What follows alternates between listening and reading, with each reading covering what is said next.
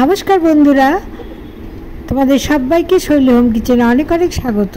আশা করি তোমরা সকলে ভালো আছো এবং সুস্থ আছো। আজকে দুর্দান্ত স্বাদের একটি রেসিপি তোমাদের সাথে শেয়ার করছি। তবে দেখো, কড়াই গরম করে নিয়ে কড়াইয়ের মধ্যে তেল দিয়ে দিলাম। তেলের মধ্যে সামান্য পরিমাণে নুন ও হলুদ দিয়ে দিলাম।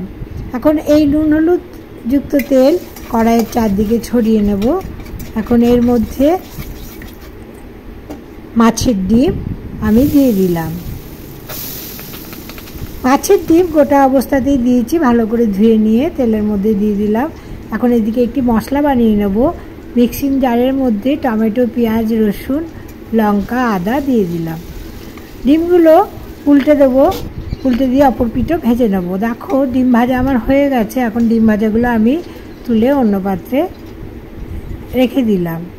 এখন ওই তেলের মধ্যে প্রথমে দিয়ে দেবো জিরে, সাদা জিরে, হাফ চামচ সাদা জিরে ফোড়ন দিলাম।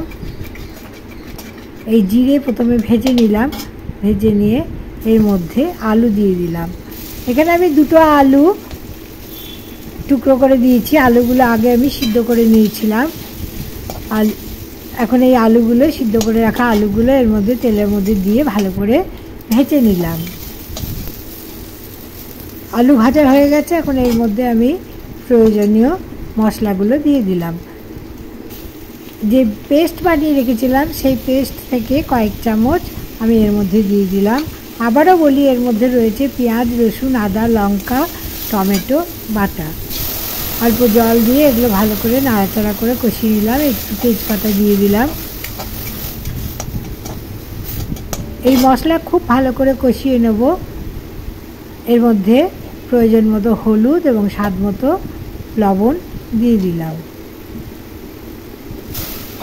অল্প জল দিয়ে বারবার করে নেড়ে নেড়ে কষিয়ে নিতে হবে, যতক্ষণ না পেঁয়াজ রসুনের কাঁচা গন্ধ না যায়। এর মধ্যে সামান্য পরিমাণে চিনি দিয়ে দিলাম ও দিলাম একটি কাঁচা লঙ্কা। খুব ভালো করে সমস্ত উপকরণ একসাথে নেড়ে কষিয়ে নিচ্ছি। এখন এর মধ্যে পরিমাণ মতো গরম জল দিয়ে দিলাম। আপনারা যে যেরকম ঝোল পছন্দ করবেন সেরকম ঝোল দেবেন।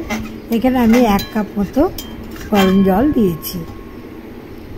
ঝোল ফুটে উঠলে এর মধ্যে আমি দিয়ে দিলাম ভেজে রাখা মাছের ডিম। মাছের ডিম আমি টুকরো করে নিয়েছি ভাজার পরে। এইটা ঝোলের মধ্যে দিলে এই ডিম আরও শক্ত হয়ে যাবে। এখন মাছের ডিম দিয়ে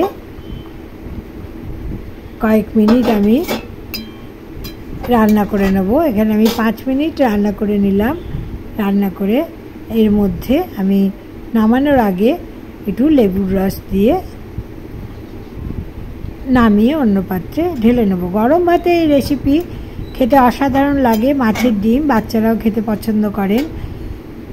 ঝোল ফুটে গেছে, এখন নামিয়ে অন্য পাত্রে ঢেলে নিলাম। সবাই ভালো থাকবেন। নমস্কার।